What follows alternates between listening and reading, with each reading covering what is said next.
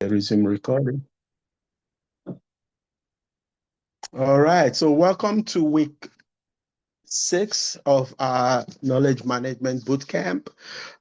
This is the second part of the knowledge management audit, um, or you can say it's a knowledge audit. But I hope that you guys are at least gleaning from everything that is being taught. The good thing is you just have to know a little bit of everything, and you don't have to grasp everything at once, but it's eventually going to start making sense to you. Don't feel discouraged. Don't, if it's a lot of information, don't worry about it. It's usually like that. But eventually it's going to begin to make sense to you. So welcome to week 6. But for today, this second part, we're going to be going into the patterns of organizational performance and how it relates to knowledge management and the community of practice that you've been hearing all this while. We're going to be talking about it, and also we'll go into organizational culture. What is the importance of organizational culture as it relates to knowledge management. We're going to learn and we're going to go deep into different phases of knowledge audit. We're going to take, all the phases. I think we have 3 major phases, and each of the phase has its framework as well. We're going to go into all that. Also, we'll discuss the knowledge audit model. There's a model for knowledge audit. We'll discuss it, and also we'll close by talking about knowledge audit team, because eventually when you become a knowledge manager, you will be in charge of the audit team. So you come up with how to audit the organization, and from time to time, what you need to do to make sure that you keep them in line with the requirement, with the ISO 3401 standard. And the ISO standard, we're going to be talking about it. I think the last, second or the last class, we're going to be talking about it. And basically, that's the standard for what is required to come up with a solid knowledge management system. So we're going to be learning all that. So let's quickly go into the patterns of organizational performance for community of practice when it comes to knowledge management. Now, depending on the organization's KM maturity model, maybe the communities of practice falls into two self-producing patterns, right? Um, when it has to do with organizational performance. So communities of practice that you're going to be hearing a lot today has been associated with knowledge management because most organization recognizes their potentials and the contribution of community of practice to both human and capital and social capital, as well as how the organization performs. So a community of practice can drive strategy. We've been talking about strategy. We talked about strategy 2 weeks ago.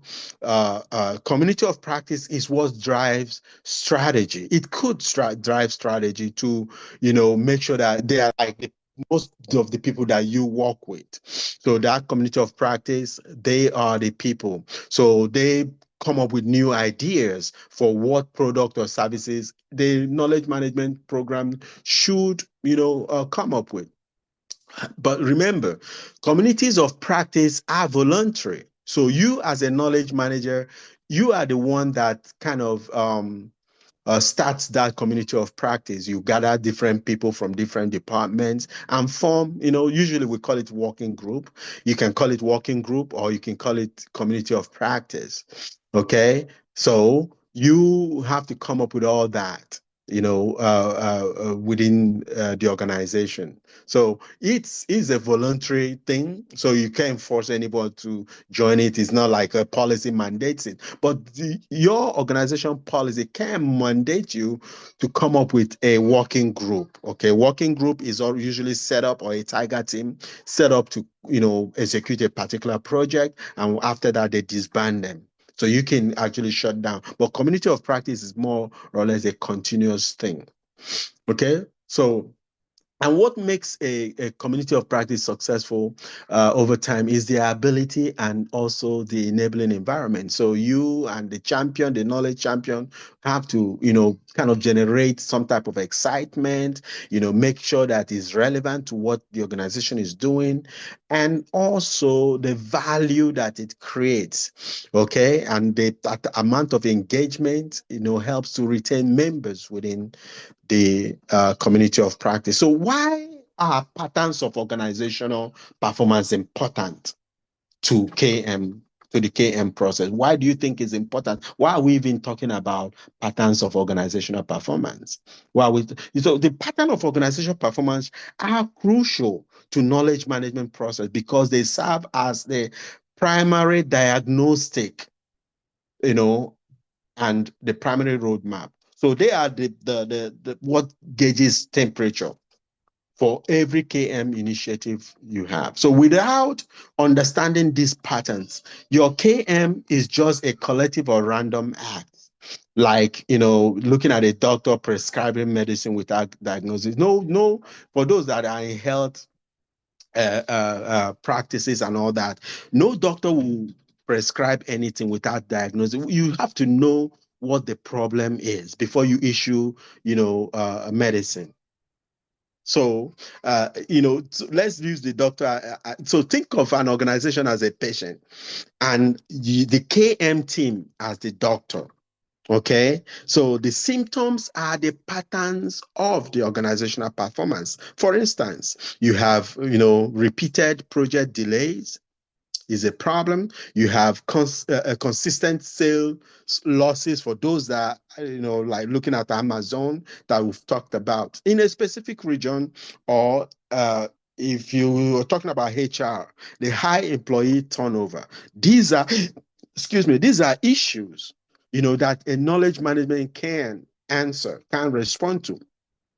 So, knowledge management is the treatment or the preventative care plan that a good doctor doesn't just,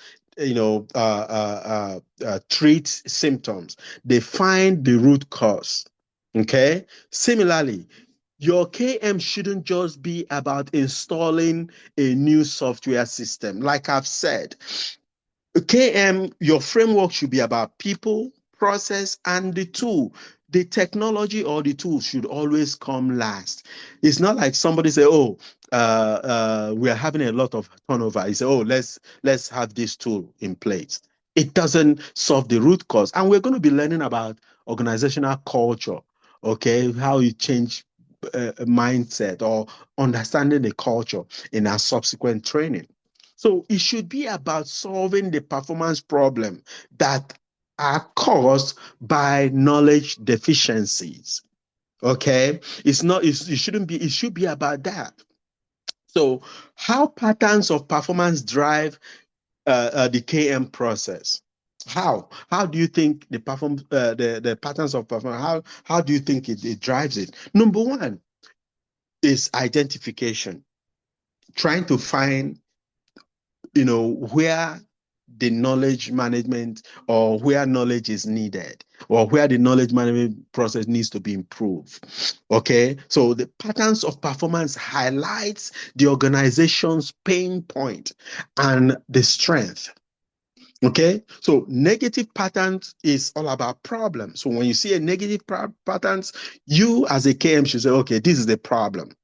So a recurring safety incident in a factory, for instance, you know, or a consistent software bug in a specific module, or a repeated failure to win bids against a particular competitor, these are patterns screams. Okay, this is like the pattern is shouting, is saying, oh, this is problem, this is a problem.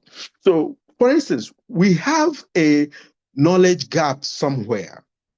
Okay, the knowledge may be missing but not accessible or not being applied correctly. All right, now when you see a positive pattern, automatically you should know that that is a success. For instance, for a sales team that consistently outperform others, a manufacturing plant with exceptional low defect rate. You see, sometimes you see companies like Toyota, even the known Toyota is issuing a recall, or even a baby car seat. They are recalling it all the time. That is a problem. Okay, and knowledge management is something that can fix those, or your design team, that consistently innovates. This is a positive thing, right? You know, you have to be able to have a valuable knowledge, to be able to do well, to be able to use it to do actionable, to better decision, right? So you can say, yeah, we have a valuable knowledge here, that should be captured, should be shared, for better decision making. So you, as a KM person, should be able to say, oh, I see a negative pattern here, or I see a positive pattern here. So whenever you hear a negative pattern, just know that is a problem. And whenever you see a positive pattern, know that it is a good thing. Now, without these patterns, your KM initiative is like a guesswork. Okay, it's like, okay, because there's nothing you're measuring it against. So you might be building like a repository for your knowledge that no person within the organization really needs it, while you're ignoring a crucial knowledge that should solve the biggest problem that the organization have. The second thing about pattern is prioritization. So you're looking at what knowledge is most critical within the organization. So resources for KM are always limited, and that's you come to find out quickly when you begin to, do KM work, KM initiative. You know that, okay, because not everyone involves, a lot of resources in it, and a lot of people. I think we talked about it before. It's usually an additional duty. Just few organizations have KM as a division. Some people just have it as part of the work, right? So patterns of performance help answer the question of where should we focus first, because you know that the resources are limited. So a pattern showing that new software engineers take 12 months, for instance, to become fully productive is a huge cost for that organization if you're in production. So what happens? You have to prioritize your KM effort around onboarding and training new people. So a pattern showing that product development cycle are getting longer, points to a need for a better, collaboration. Whenever it's like, okay, it's taking time to get this done. You have to bring everyone to the table. You have to also look at lesson learned. What mistakes have we done before that we need to, use it to learn to better, function better next time, right? So performance patterns provide the business case, or, you can say economic justification for investing in a specific KM solution. For you to invest in, you can use these performance patterns to invest in a pattern and say, okay, this is where we're going to focus. So another thing is the design, focusing on design. So you're looking at what kind of KM solution is most appropriate for what we are trying to do. Okay, so the nature of the performance problem dictates the type of intervention. that you as a KM or a manager should be looking at. So a pattern, for instance, can be, some institutional knowledge. People with institutional knowledge are trying to retire. These are experts. So if they retire, they will take their knowledge with them. What do you do? The solution should be you capture and codify, those knowledge that they have. So that should be your approach. No, what do? You create expert directorate. Like what I said, expertise tools or expertise locator. So you codify it. How? By creating that expert directorate, you conduct interviews.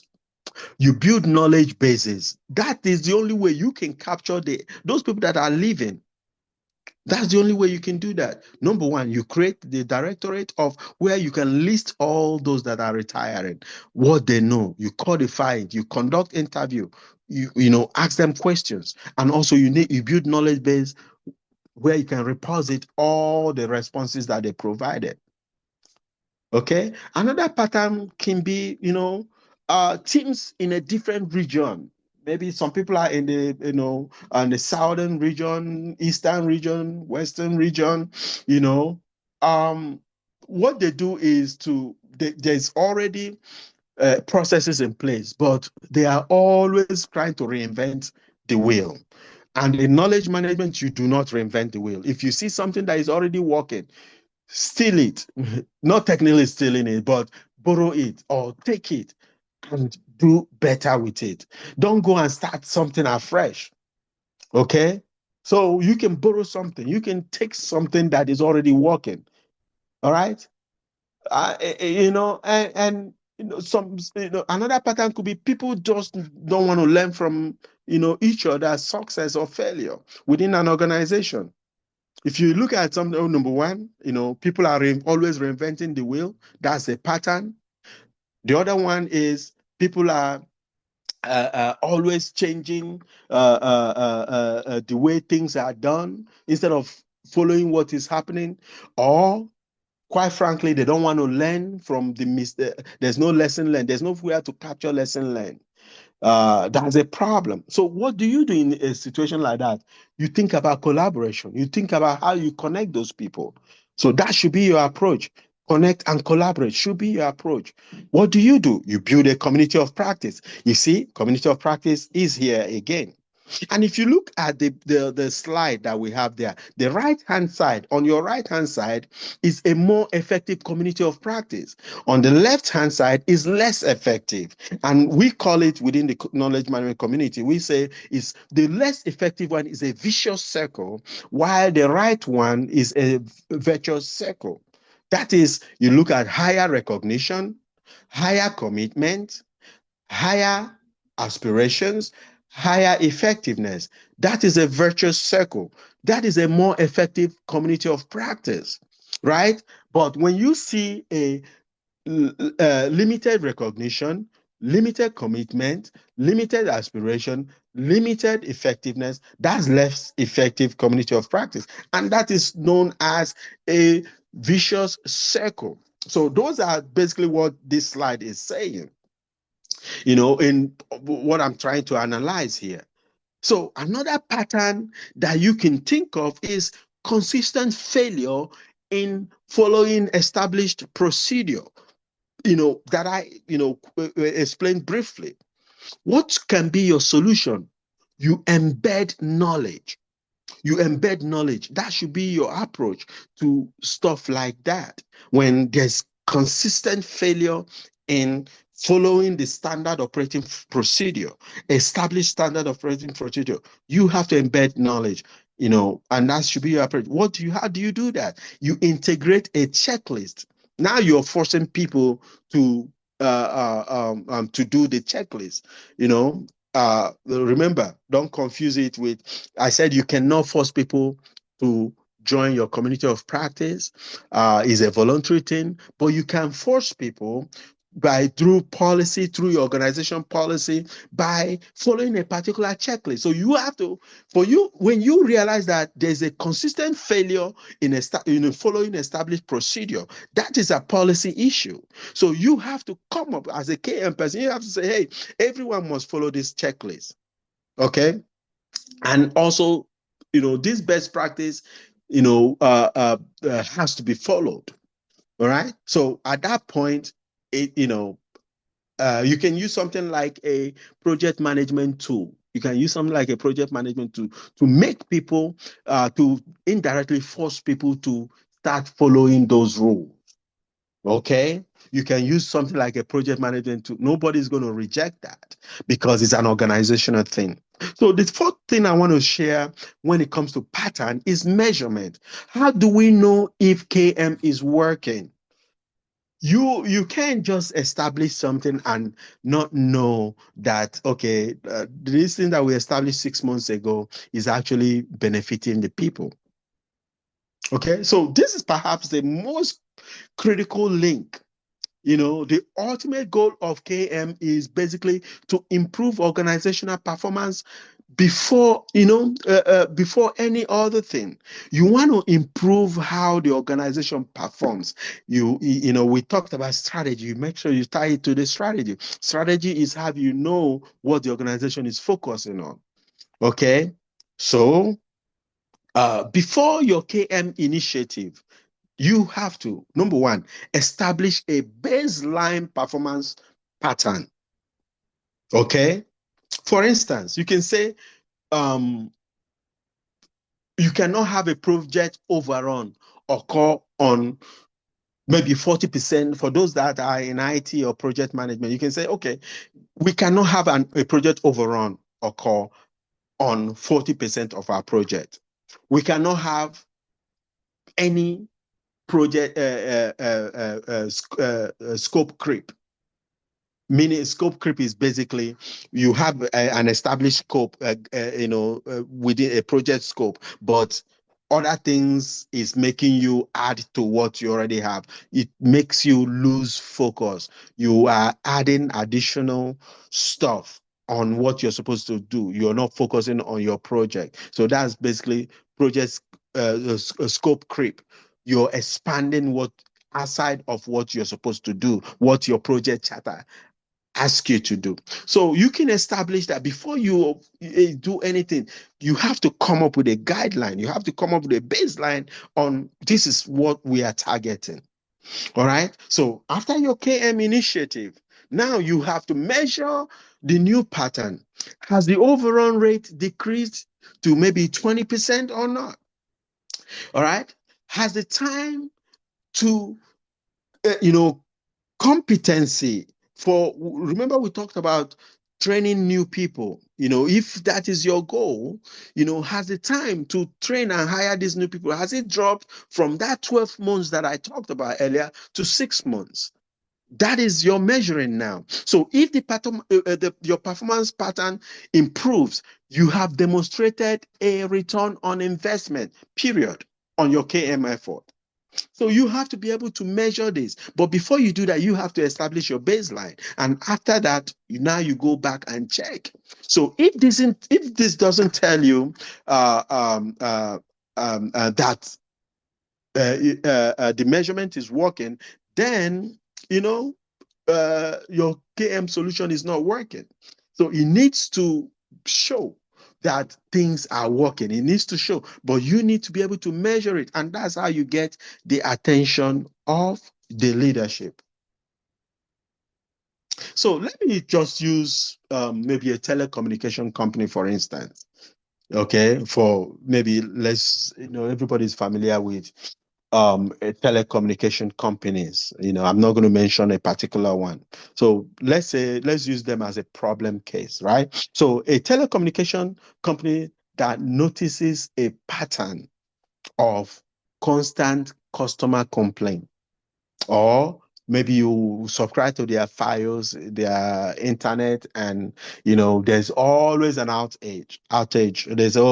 Today there's no internet connection in a particular region, or there's no, so that particular one, even though their technology or their, everything in region B that is always out, or region A, everything is identical. Everything is the same. But there's a particular region that is always out. Or maybe you live in Manassas, and the Manassas side, their internet is always out. Or you can use Africa, where sometimes, the network doesn't work. They will tell you, oh, there's a problem here. So your KM process is, if you want to put your KM process in action, you can say, number one, let's look at the performance pattern to that region that is always failing, or their internet is always out. You can look at what is their maintenance, a culture. How do they maintain that region? What can we troubleshoot to make sure that there's something that needs to be done that is not being done within this region? So what do? You prioritize that particular one that is always having customer complaint, that is always having a lot of negative stars, or 1 star instead of 5 star. So what do? As a KM team? You can design your your team to investigate and find who are the top, you're comparing two regions now. Who are the top, technicians within this place? And make sure that, why is region A working and region B is failing? What is the problem? Can you move these people? Look at that region that is working. Document everything that is making them to work. Make sure that everything, investigate, find out their patterns, make sure that everything is well documented, and now replicate the same thing to the region that is failing. So that's how you capture, and that's how you connect. That's how you fix those problems between the regions, knowing that, okay, this one has problem, this one doesn't have it. Okay, so that is how you fix the problem. Now, how do you measure if whatever troubleshooting, whatever thing that you've done, how do you measure that it's working? By initially, before you begin all that, you now go and see how many people were trained here. Now, for those people that were trained within, that you had the technician from A trained, how quickly are they able to get those things, get back to understanding how the telecommunication work and all that? And also, what is the number of outage now after training those people? Are you able to now say, okay, we have more complaints or we have less complaints? That's basically how you measure it. All right. So the pattern of performance basically shows you why, behind whatever knowledge management program that you intend to establish. Okay, so you always need to, and this is how you find problems. This is basically patterns of performance, just gauging the temperature, finding the problem, identifying the issues that you face within every KM program, and then you are able to after diagnosing it, after identifying the issue, you're able to source for fund, justify why the organization needs to fund whatever solution that you design, and your success is what validates that, okay, the money is worth spending. The money that you spent is really good. All right. So any question before we go to organizational culture? All right, so let me continue. If anyone needs break, just raise your hands, and you can go on a break. If you need to ask any question, just answer any question. Ask any question. I'll be able to answer it. Now, organizational culture. Why even consider organizational culture in your KM process? Remember, the principle, or let me say, the principal competitive advantage of success of every organization is their culture. Some people are stuck in their ways. They do something a certain way when it comes to the way they do, the way they work. They'll be like, okay, when you try to introduce change in anything, people fight it. People don't respond very well to change because they are used to doing something in a particular way. So, and that is the culture of the organization. Everyone, they name something. This is how they call they call it one way or the other. So this is how we've always called it. Why do you want to come and change it now? So organizations are more successful in implementing knowledge management initiative, if people are open to change. Okay. And you have to knowledge management can never be your solving knowledge management problem can never be about the tools. It has to be about the people. And when you talk about the people, it's about the culture. So why talk about organizational culture when you're talking about your KM issues? Now, when we talked about patterns of performance initially, patterns of performance tells you about what is happening within an organization. Okay. It tells you this is what is happening. Remember, we're talking about problem solving. You're diagnosing. I gave you the doctor's analysis, right, or narrative, the doctor that is diagnosing a patient. So while patterns of performance is talking about what is happening within the organization, okay, organizational culture determines why it happens and whether any KM solution will work if you try to implement it. That is what culture does. Organizational culture is the social fabric, is also the value and the belief of the people that dictates how people within an organization behave. That is basically what organizational culture. In the context of knowledge management, culture is the ultimate enabler on any barrier. There's a book called Culture Eats Strategy for Breakfast or something like that. If you have opportunity, go and read it. No matter what you do, if you don't, look at the culture of whatever organizations you're entering, or as a leader, the person is going to have challenge. Okay, the person is going to. So culture is the soil, you know, on which the seed of KM processes, or even when you try to look at the technology, thrive. Or it could be the soil on which that your KM initiative will die. So that is what culture is. Culture is what is going to drive it. So you can have the most, sophisticated AI driven knowledge base, the best designed processes, and the most elegant lesson learned database. But if the culture does not support or encourage sharing, and the culture does not encourage or support collaboration, and, your KM initiative is not going to go anywhere. Okay. So let's go deeper into why culture or organizational culture is important. Okay. Now, imagine your KM system. We are looking at the software, your KM system. We're looking at the software or your repository or the processes that you have, as a newly built state of the art toll gate, for instance, or highway, the hot lane that we have on 95. Imagine your KM system is that.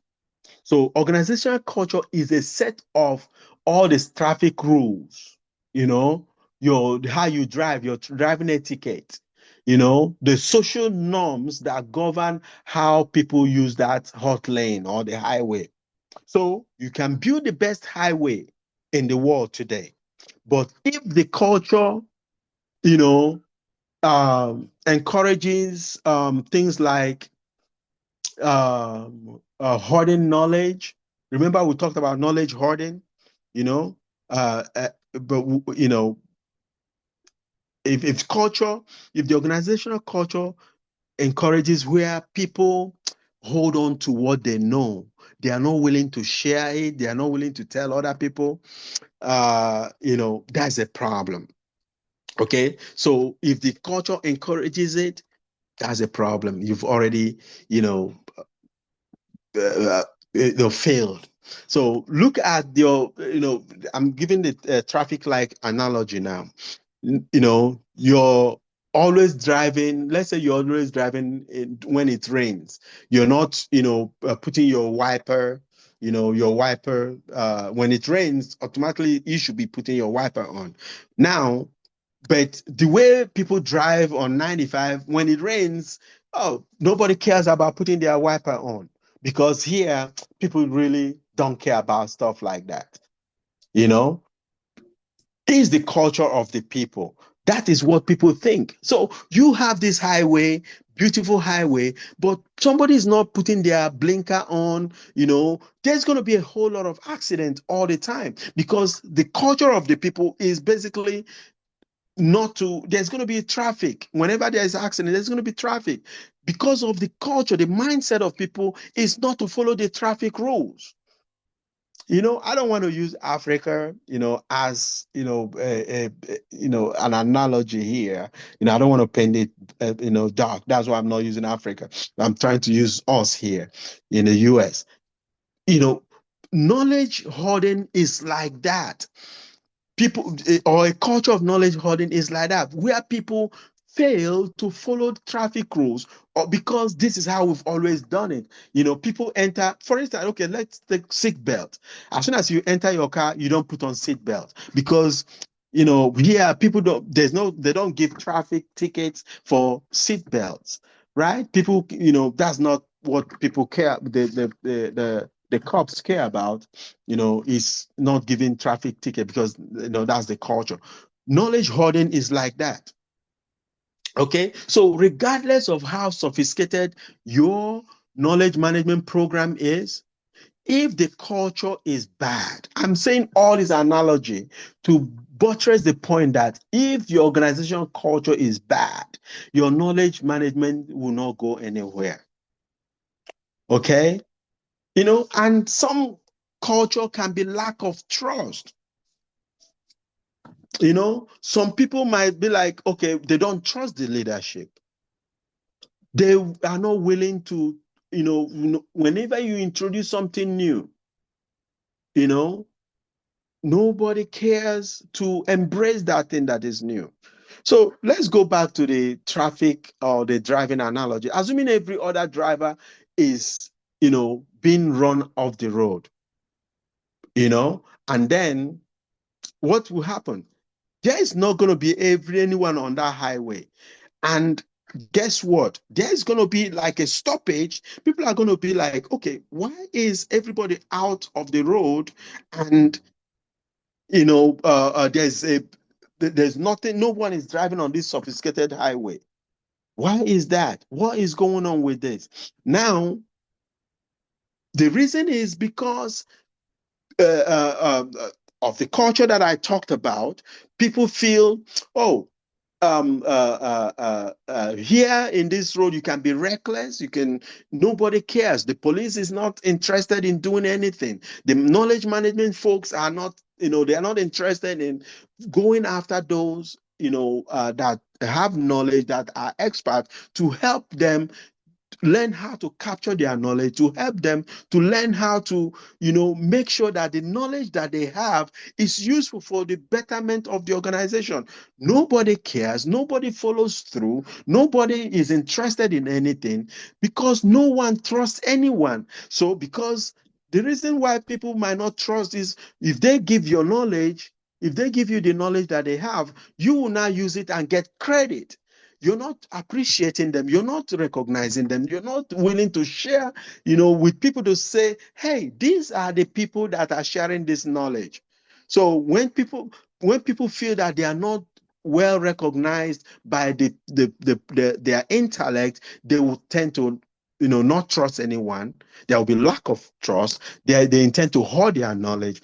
These are issues that it's directly affecting organizational culture. And here they'll be like, oh, please, I'm not willing to share in this organization. They're always introducing new things. I'm not willing. I'll carry what I know, go to the next place, and I'm good with that. So organizational culture is important, is important to be able to change people's behavior. To be able to change people's behavior is also important. How do you do that? By number one, you have to be able to understand what is causing them, number one, to hoard that knowledge, what is causing them to, number one, not willing to share, not willing to trust anyone. All right. So there are, on the slide here, you see different components of organizational cultures. What are the components? We're not going to go details into them, but we're going to just go through each of them. Number one is, one component looks at rules and policies. These are a component. There's goals and measurement. There's management behaviors. There's rewards and recognition. There's learning and development. There's communication, operational structure, um, customs and norms. These are components of organizational culture. These are, things that are relevant to organizational culture. For you to know, for the sake of the exam, you don't need to know all these components. But I want you to understand when you're trying to come as a KM manager, you want to change, you want to implement change, you want to improve, you have to understand the organizational culture. What is their culture? Is their culture hoarding knowledge? So what do you do, to introduce, to make sure that things are, instead of knowledge hoarding, that you improve knowledge sharing? What do you do? How does culture impact your knowledge management progress, your knowledge management improvement? How does culture impact it? So knowledge sharing versus knowledge hoarding. What do you do? What do you do? You, as a KM person, you have to come up with a collaborative culture. Now, how do you do that? By rewarding people, teamwork, by sharing that, oh, this person is the reason why we are where we are today. You can establish a brag board where people brag about their achievement, what they've done, but make sure you make effort to reward them. To, even if you don't give them monetary award, make sure that you recognize. People like recognition. They want to be recognized for their effort in whatever thing you're doing. So you, as a knowledge management officer, your focus should be different. Okay, your focus should be on solving problem. And you can't do this alone. You need collaboration. You need people to be part of it. You need people to be interested in making this happen. Okay. Now, the other one is the ability to learn from what hasn't, from your failure. If this hasn't worked before, how, it always, anything you do, every project you do, always have a lesson learned.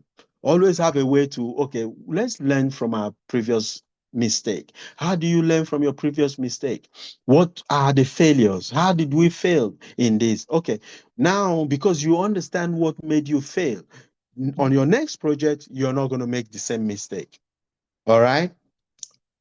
And I think this is all you got to learn for the organizational culture. As long as you're able to tie, to understand that when you come in to that project, when you come into that organization, you understand the culture, you understand what is the culture, and being able to tackle it, your KM culture, what is the sharing culture, what is the knowledge sharing culture, what is all those things. Try to understand them is definitely going to help you to be able to solve your problem, your KM problem.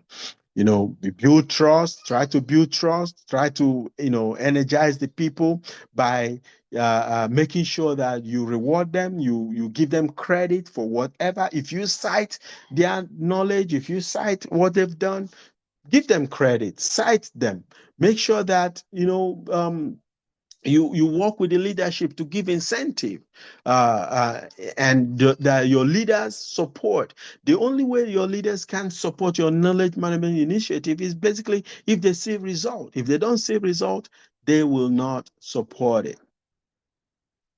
All right, so let's consider the core organizational core processes when it comes to knowledge management audit. What are the core processes when it comes to knowledge management audit? So this model that you see here looks at the strategic element of your core processes, everything that you're looking at there. It shows you the mission, vision, the objective. You see here, it shows who are the workers. It shows the processes. It shows technology, right? Remember, processes, workers are people. It shows here on the top bar, it shows you workers. These are the people. Now, it shows you processes and also it shows technology. Now, in order for you to be successful, in order for you to be successful in the type of knowledge audit that you're going to be doing, all right, you have to be able to design or come up with a framework that talks to the people, the process, and the technology should always be the last. Now, why do you even consider um, uh, processes when you're looking at KM model or knowledge audit model? Why do you think processes are important? Why, do you even think when you're looking at knowledge audits or we look at processes? Because the process, when you set a process in place, that process is what, when in doing your KM audit, you look at the processes. Are people following the process? Are people not so much about technology, but the process that has been in place? Are people following it? There's a guideline, there's a way that something should be done. Are people following those? That is how the audit comes in. Your audit comes in, your knowledge audit comes in by looking at the processes that you've set in place. You're looking at all that and making sure that people identify the process and they follow those processes to the teeth. That is how you know that your system is working. That is how you audit them. So, what is that audit? A knowledge audit is basically a systemic process of identifying, not only identifying, analyzing, and also looking or assessing your organization's knowledge needs. And how not only that knowledge needs or who and where the knowledge is needed, but you're looking at what is the knowledge flow, what is the knowledge gap, and how is that knowledge being used. That is basically what is it, but is tied to the processes that you have in place. So now, what is the core organizational processes? So within a model, right? It's like looking at the taking a lens, um, a microscope to look at how each place, each processes is being followed. So there's a guideline. There are There are phases that you look at those processes. There are phases, there are preparation phase, there is implementation phase, and also there is the final phase within that organization, within that when you're doing your knowledge audit, within the processes, there are different phases that you're looking at. But that knowledge audit is that look using this microscope to take a deeper dive, a deeper look into what those processes are. Are those being followed? Are you able to um, uh, uh, uh, look at the details within the process instead of looking at it, instead of seeing it as an abstract thing? There are processes that the organization have set in place on how to be, or you, the KM person, have developed, or you're looking at what the organization set in place on how to make their business flow, on how to make their processes work better. You now come in and say, okay, there's a lot of customer complaint. There's a lot of issues when it comes to this. Why are these things not working? You take your microscope as the KM person and diagnose, look at those things to make sure that it's indeed working. So your knowledge audit is where you kind of narrow down to what is the problem. Why is this not working? How can we make it to work so that things can move forward? So you conduct a knowledge audit. Now, let's go into different phases of those knowledge audit. What are the different phases?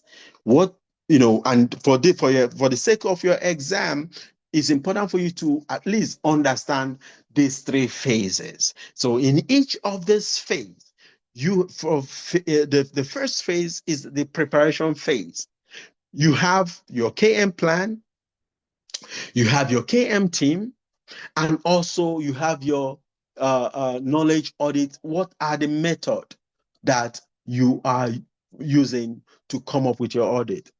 The second phase is the implementation phase, the knowledge audit implementation phase. You're looking at coming up with a questionnaire. And who are the people, the question distribution? Who are the people that you're going to be asking those questions? Who are the people that are going to be responding to you? And then the sixth one is about the analysis, the knowledge audit analysis of result. What is the result? What makes up this result? What is, in the response that the people have provided for you? What are those different results? And then the final phase talks about the knowledge report. When you are done with your audit, when you are done with your report, with your KM audit, you've done the analysis of results, you know the right people that responded. Now you have to come up with a report. Now, what is the details of the report? The report now will help you come up with a roadmap on how to implement or recommend better solution to whatever problem that is being faced within the organization. So your roadmap coming up, the entire report that you come up with will now help you come up with a roadmap, because the details of the roadmap is in the report. So your KM roadmap for the going forward, this is what we are going to be doing.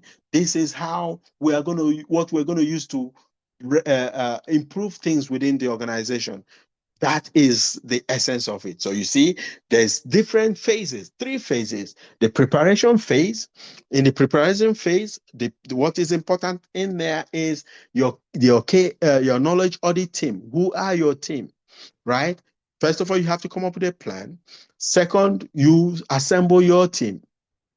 And then you define what methodology you're going to be using.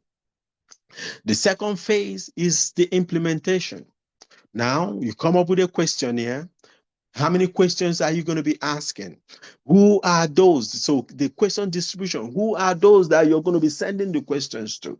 And also, when the questions come back, the response come back, you have to analyze your result. Your result now leads to the report, and your report now leads to a roadmap. Your roadmap is just basically how you are going to what you're going to use to improve, what you're going to use to improve. What is it that, what are the details of how we are going forward from the recommendation? There's also going to be, you see that when we looked at the structure of a typical knowledge audit report, there's also recommendation, right? So how are you, what are you going to, you're recommending how they are going to improve. Knowledge management is all about improvement. For you to improve, you have to audit. You have to understand what are the pain points. Your knowledge audit is basically understanding the pain point. I don't have to go technical into what the intricacies of knowledge audits are. Understand that KM is about solving problem for the sake of the exam. KM is about solving problem. Now, knowledge audit is looking at the issues, identifying the issues, the roadblocks. What are the issues? You identify, but for you to do that, you have to come up with a plan. You have to assemble for you to do the audit. You have to assemble your team. You have to, decide what method you're going to use, right?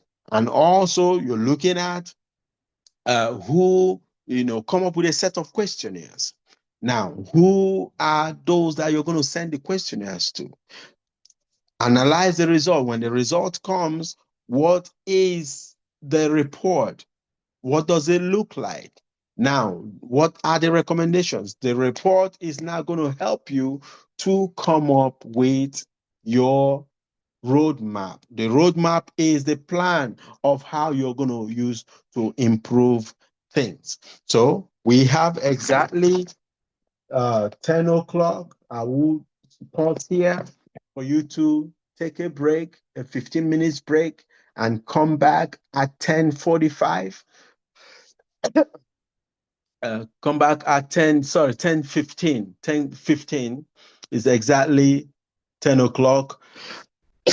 Come back at 10:15. We'll continue with details, some of the details of KM audit, and we're going to go into those phases one after the other. So it's exactly 10 o'clock by my time. Yeah, it's at 10 o'clock by my time. Come back at 10:15 so we can continue. All right.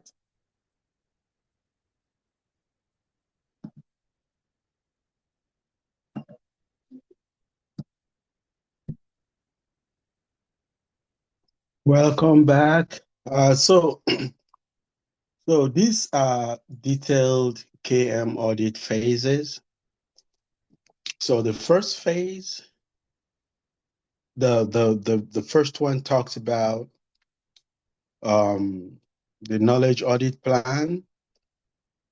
So it says there, it says the first phase defines the main parameters of the audit, the knowledge audit. Um, the second one talks about the audit team. Selecting the right audit team plays an important role for your KM outcomes, your knowledge audit outcomes, right? So knowledge audit methodology. So the methodology of how to perform and implement successful specific knowledge audit tasks and activities. That's basically what that is. Knowledge audit questionnaire, how to select, compose, or adapt knowledge audit questionnaires according to a specific company needs. So every company would have their own specific needs. So it's not going to be one size fits all. So you have to, depending on the company that you're representing, they will come up with specific questions, right? So the second one, the fifth one is the knowledge audit questionnaire distribution. So what method for distribution, right?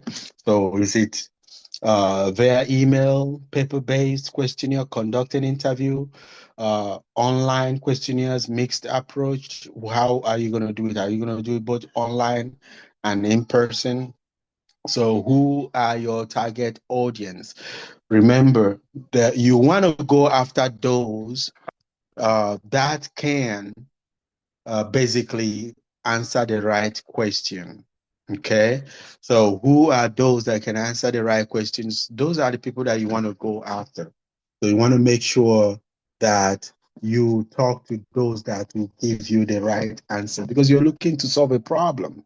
So, you don't want to waste your time with the wrong audience or you target the wrong audience. You want to go for those that can give you the answer you're looking for. The sixth one is knowledge audit analysis of result and also the feedback that you got. Right. So analysis of knowledge audit result, testing and verifying hypotheses. Don't worry about all these hypotheses and stuff like that. Basically, you're looking at what are the scenarios. Okay, what are the scenarios? What can possibly go wrong?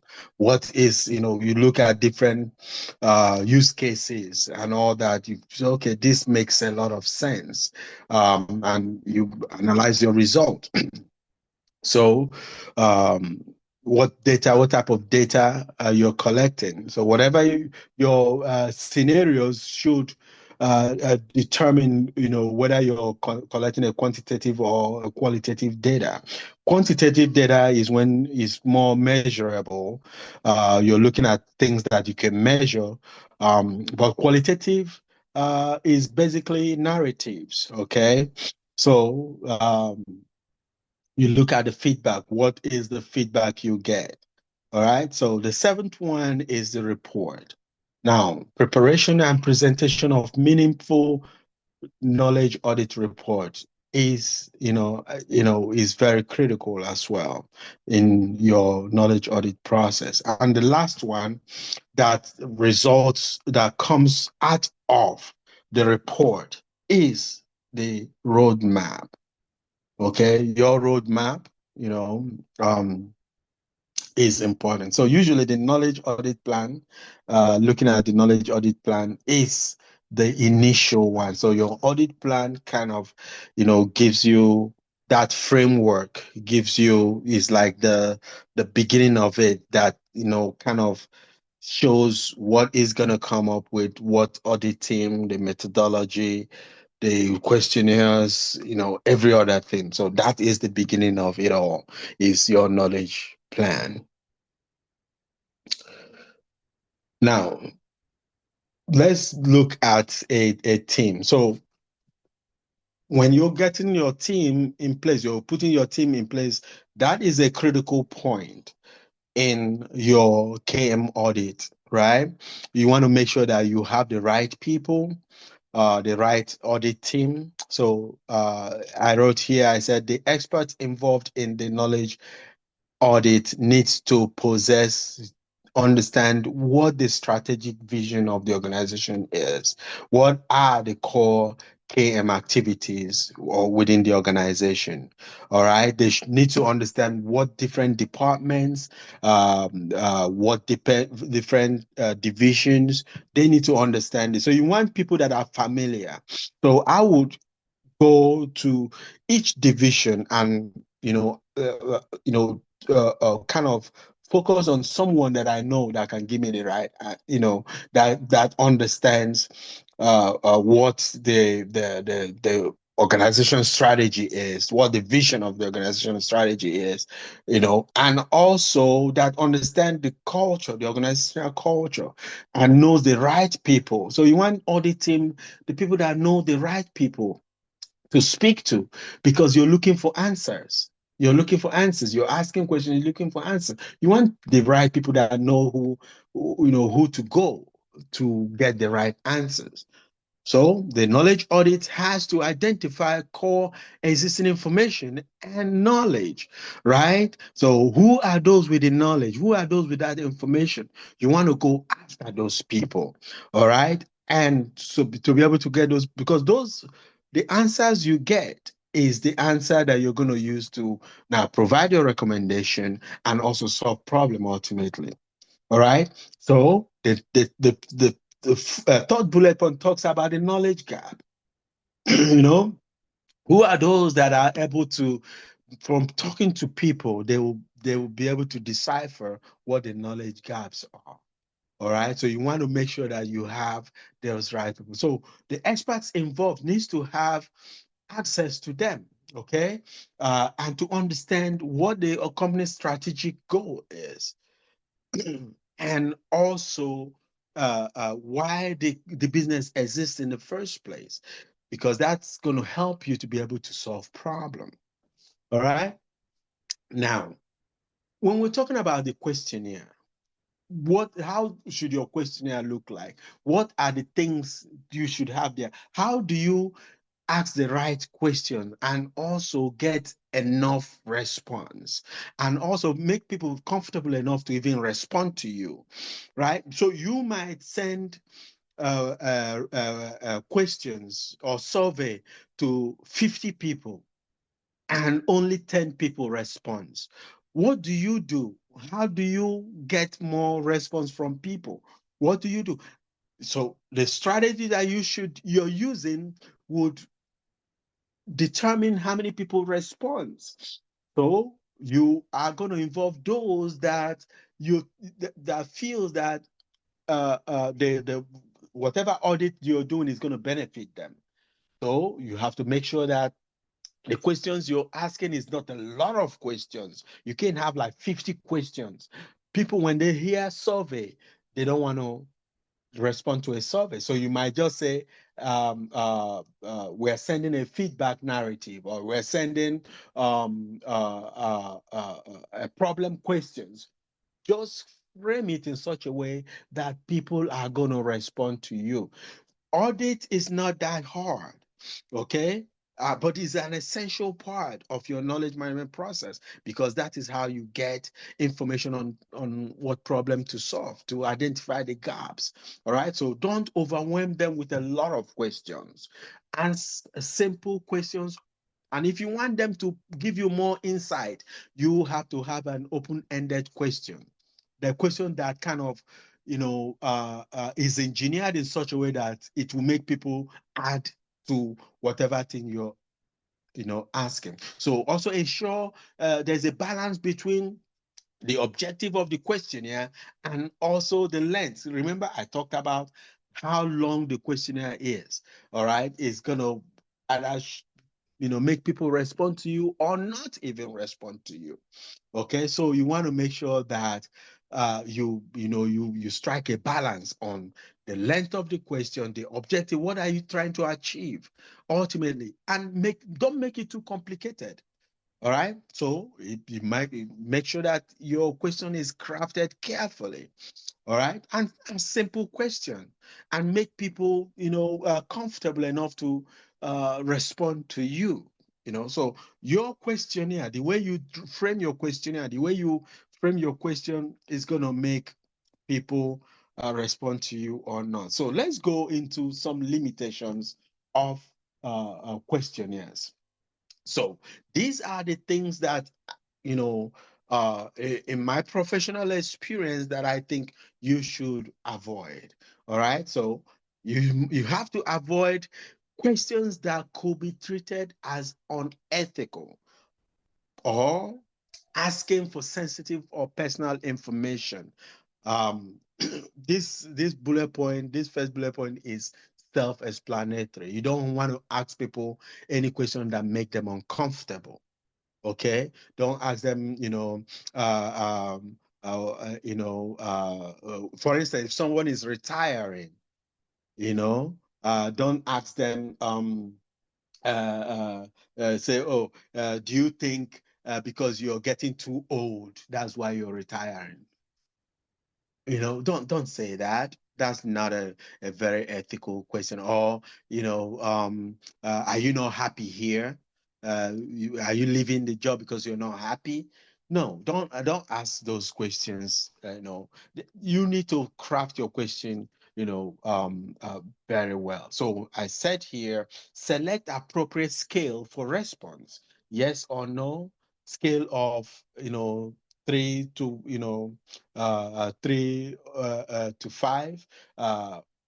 have an opportunity for people to kind of respond openly to you. All right. So always give the option for answering, I don't know, or other. All right. So if someone doesn't know it, that's fine. All right. So when you're doing your analysis, you put all those things in consideration. So clearly identify that responses will be treated anonymously.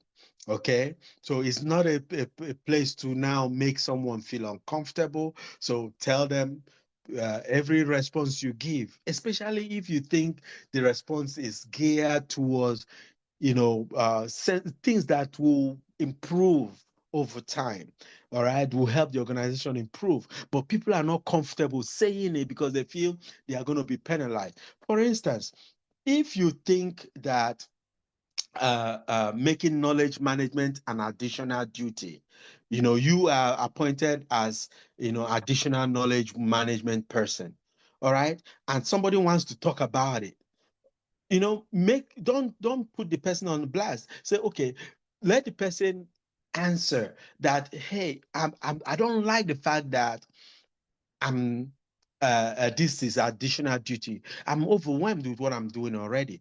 Make the person feel comfortable to say that to you as the knowledge management officer, okay, or the chief knowledge officer. Make sure that the people are comfortable talking to you about what they think they are concerned about within the organization. So because you are now the safeguard, you're the bridge between. All right. So, and if personal information is needed for further clarification and details, make sure that you don't share that with any other person. Just keep it to yourself. Okay. So, those are the limitations that should be placed on questionnaires.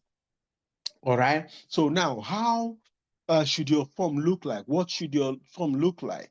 So the knowledge audit questionnaire should differ depending on the mode of delivery, or the method that you intend to deliver the form. So it could be face-to-face interview, it could be online questionnaires, it could be a survey or a paper-based form. So the questionnaires length should reflect the way of distribution. All right. So I keep saying people can get overwhelmed when there's a lot of questions to respond to. When they open it, when you send it to them, they open it is a lot of questions, they will not attempt it. Okay, they will not attempt it. So you want to make it short, you want to make it succinct, you want to make it simple so that people can respond to it. So always make sure that you don't overwhelm them with a lot of questions. Okay, it drives people crazy. So it's always advisable to make, okay, like I say, concise questionnaire. Have like something that somebody can fill out within 10 to 5 minutes, and also share with them when you're sending them this questionnaire. Just tell them, hey, this question is going to take you 10 to 5 minutes. All right. But before you even send it out to people to do, make sure that you test it out with other people and say, hey, can you take this survey for me? Or can you take this question?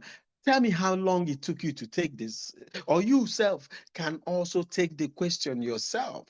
Just take the question, time yourself, and see how long it took you to take it. And when you're communicating to those people, just be cautious with them. Be honest with them and tell them, hey, this is going to take you 10 to 5 minutes, 15 minutes, or this is going to take you 5 to 10 minutes to take. All right. Be honest, but always reduce your questionnaire to between 5 to 10 minutes. Nobody wants to, because they're doing you a favor.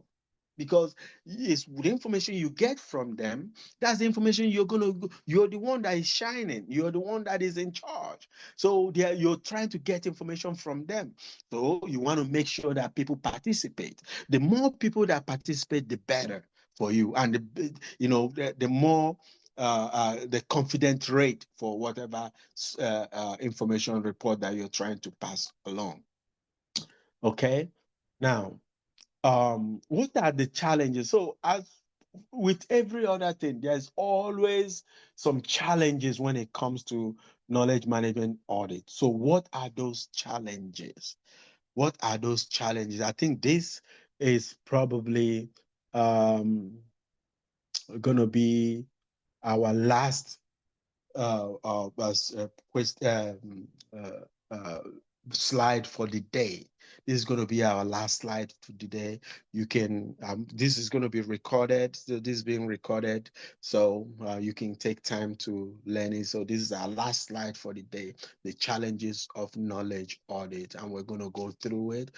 But all these points that I shared today, with exception to the audit that the slide that talks about knowledge management model, these are relevant for your test, and I hope that everyone that is on this line today, you already have access to the learning management system.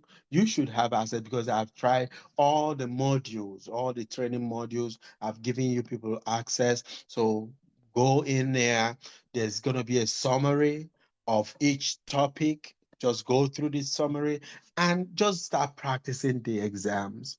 Okay. So I think the exam, if you can always repeat it. So it's not locked down that you solve it one, the practice exam, when you write it once, you can, excuse me, go back to it. So take your time, keep practicing. So you have, I think for now, each and every one of you, you have access to knowledge audit module training. You have access to the knowledge management strategy. You have the foundational fundamentals of KM. You have access to fundamentals of KM. You have access to KM strategy. You now have access to KM audit. You should also have access to KM standard. That's the last one we're going to, the last 2 weeks, before you now start practicing for your exams. But these are the things that you just need to know. The little bit of knowledge, is going to help you at least understand what knowledge management is all about. That's the whole idea of this training, for you to have understanding of the concept. When you start practicing as a knowledge manager, or a knowledge management a chief knowledge officer, depending on the job that by the grace of God you get, you can now start doing deep dive into the concept, the deeper concept of knowledge management at the expert level. Okay, so it's going to come naturally. But for this, the sake of what we're trying to do, understanding the basic concept of knowledge management. What are the basic concepts? What is knowledge management process? But I believe that for this is the 6th week. You should be able to kind of understand what knowledge management is all about. It's not a secret code. It's not like, something crazy. It's basically how you are able to capture information, knowledge, disseminate knowledge, make sure that you have experts within your organization, that they don't leave out of they don't leave the organization with all those things they've learned over the years. You are the gatekeeper, you the knowledge management professional. You are the person in charge to make sure that as people are being hired, that you are able to capture and retain their knowledge, that when people are about to retire, that you're able to capture and retain what they've known, all the training they've gotten over the years, that you are able to capture those information, and then you retain it for the next person that is going to be hired. So you are the bridge, you are the person that bridges the gap, so you are an important person within an organization, and you have to make yourself that important. You have to make yourself by the type of things that you're doing within the organization, the type of problem you're solving. You have to always lean forward and don't reinvent the wheel. So, as a knowledge management practitioner, if anything is working, see how you can improve those things that is working. Don't try to change it. Don't try to do it differently so that it's changed. Now you're coming with your own. All right. So I wanted to pitch that in for you guys to at least and also all the videos. If you have opportunity, go to, I think there's a YouTube channel. I have a YouTube channel. If all those links I'm giving you is on my YouTube channel, go there. Each of the training, just go and reflect back on what we've learned. You'll be fine. And if you are able to pass this exam, we'll go from there. All right. So, what are the challenges of knowledge audit practices? I have three things that I put in here. I said, number one, lack of time is an important factor, but the initiative for improvement of access to, right? Sometimes when you start a project, it's not, you really, as soon as you start a project, the time is going. And sometimes there's a lot of things that you want to accomplish, but because there's no resources behind it, quite frankly, people are not willing to be part of what you're doing. It kind of puts a roadblock on what you're doing. So there's never going to be enough time. So what do? You always have to prioritize. You always have to make sure that you focus on the things that can give you, you implement things that can give you a quick win because there's no time. And you would think, oh, when we start this project, and depending on the amount of people that are involved in the project, it's going to take, 6 months, a year. Before you know it, a year is gone and you haven't done anything because everyone is involved in it. But if you want to go fast, you always go alone. So you can start by implementing things that that you really don't need people to do. You can start doing it, all those initiatives, putting things together. And this is what I do. If I'm looking for response from people, I can just draft up something quickly and say, hey, from the person that I want the response from, I'll draft up something quickly and say, hey, can you verify that this is what we're talking about? You see, instead of waiting for that person to initiate the draft, I've already drafted something and sent it to the person and say, hey, just verify. Or if you think this is not the right way to go, can you just add to what we're talking about? Okay, so the person will now say, oh, you've done half of the work for me, so I can now add to what you've done. Or even if the thing is not the right way to go, the person can scrap what you've drafted and then come up with it, but you've already pushed the person to start doing something. All right. So the second one here is the use of organizational knowledge resources might essentially imply reducing duplication of work. So uh, sometimes the same people, different people in an organization might be doing the same exact work. That is duplicative of work, duplication of work, or duplicative effort. You don't, you as a KM person, you want to stop that. You want to make sure that the two different people are not doing the same exact thing in the organization. So you can identify. So these are, the same thing. So you are doing a knowledge audit, right? And another person is doing the same knowledge audit. Your knowledge audit should focus on a particular problem that you guys are trying to solve in an organization. But two people can be going to different directions. Is to always center on one purpose for the entire organization, what you people are trying to do. So you're not doing something different and someone is trying to gather a different result or a different report. You don't want to do that. It's a waste of time. So you want to make sure that you curb duplication of work or duplicative effort. Okay. The last one here is losing time for searching of document or knowledge resources which are available in the organization's shared drive or their platform. All right. So you want to sometimes when you're doing your audit, they ask you, someone say, oh, for instance, you ask question and say, hey, where are all the documents that relates to training in this place. And somebody says, oh, you can find it in share drive, in the local share drive, and you start digging for it.